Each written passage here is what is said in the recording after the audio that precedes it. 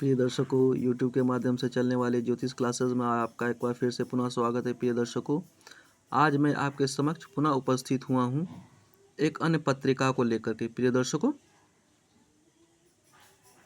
तो आइए चलिए सीखते हैं अभ्यास करना। प्रिय दर्शकों, यहाँ मेष लगन की कुंडली है। राशि अर्थात लग्नेश हुए मंगल कहाँ बैठे हैं? दूसरे भाव में। प्रिय दर्शकों, मंगल दूसरे भाव में है, लेकिन क्रूर ग्रह हैं, एक पापी ग्रह हैं और शनि के साथ है। शनि जो दशमेश एवं एकादशेश के स्वामी होकर के दूसरे स्थान में है।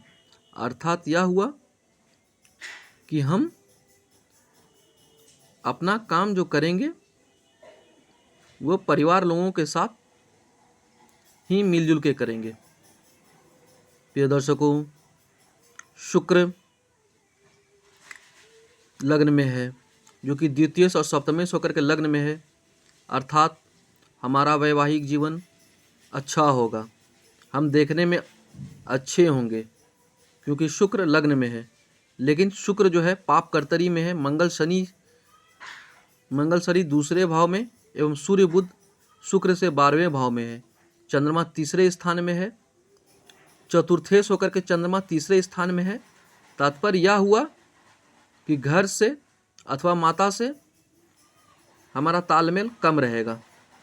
प्रिय दर्शकों, मंगल की दृष्टि पंचम भाव पे है।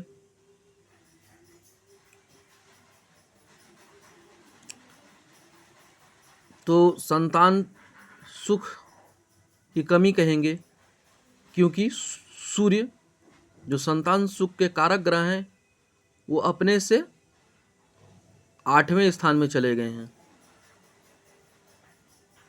अपने से 8वें स्थान के जाने का तात्पर्य यह हुआ गलत स्थान में चले गए हैं। प्रिय दर्शकों, राहु केतु अच्छे भाव में है, केंद्र भाव में है। गुरु त्रिकोण में है। गुरु त्रिकोण में है का तात्पर्य यह हुआ, गुरु भाग्येश हुए, लेकिन इसकी मूल त्रिकोण राशियां जो हैं वह 12वें स्थान में है। इसलिए भाग्य का सपोर्ट तो मिलेगा, लेकिन बहुत ज़्यादा तो नहीं मिल पाएगा, लेकिन मिलेगा, क्योंकि गुरु जो है गुरु को जो है 12वें स्थान का भी रिजल्ट करना होगा। 12वें स्थान का रिजल्ट करेंगे तो क्या होगा? बेकार का व्यय कराएंगे। लेकिन वहाँ पे सूर्य बुध बैठे हैं, तो हो सकता है कि हॉस्पिटलाइजेशन वगैरह में या फिर रोग में। लेकिन एक बात यहाँ ध्यान देने योग्य बात है, बुध अपने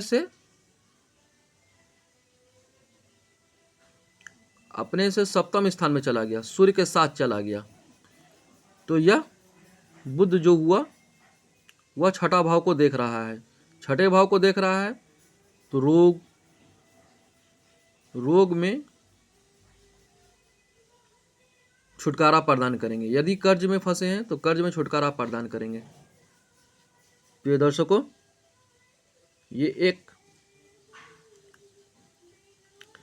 किसी डॉक्टर का, जो पेशे से एक डॉक्टर हैं,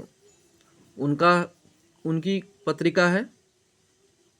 इनकी विवाह शनि की महादशा में एवं गुरु की अंतरदशा में हुआ। चूँकि ये महिला हैं, इसलिए महिलाओं के लिए गुरु ही विवाह के कारक होते हैं। यहाँ पर आपको बताना चाहेंगे, बुध यहाँ पर वक्री अवस्था में है और सूर्य के साथ अस्त है। इस प्रकार देखा जाए, षष्ठेश जब द्वादश स्थान में चला गया तो वक्री अवस्था में हो तो विपरीत राजयोग का निर्माण करता है। विपरीत राजयोग का निर्माण करता है। विपरीत राजयोग तो कहेंगे, लेकिन बहुत परिश्रम के बाद ही रोग रिपु अथवा संतान की प्राप्ति की बात कहेंगे। संतान प्राप्त करने में इन्हें कष्ट हुई, कठिनाई हुई, लेकिन फिर भी ये सफल हुए, क्योंकि षष्ठेश बुध स्वयं की राशि 6 नंबर की राशि को देख रहा है। 5 नंबर की राशि अर्थात पंचमेश सूर्य के साथ है। प्रिय दर्शकों, धन की स्थिति की बात करें तो शनि मंगल की युति दूसरे स्थान पर है और शुक्र लग्न में है, तो ये धनी हुए। शनि मंगल भी धनदायक हुआ, शुक्र भी धनदायक हुआ, और इनकी दशा अंतरदशा अथवा प्रत्यंतर दशा में इन्हें धन ही धन प्राप्त होगा। लेकिन इन्हें मन से संघर्ष करना पड़ सकता है, क्योंकि 4 नंबर के जो स्वामी होते हैं, भावेश होते हैं, वह चंद्रमा, वही चले गए कहाँ? तीसरे भाव में। तीसरा भाव हमारा संघर्ष का भाव है। बहुत बहुत धन्यवाद। कृपया मेरे चैनल को सब्सक्राइब करें, और अपने पत्रिका का विश्लेषण कराना हो तो जरूर संपर्क करें। बहुत बहुत धन्यवाद।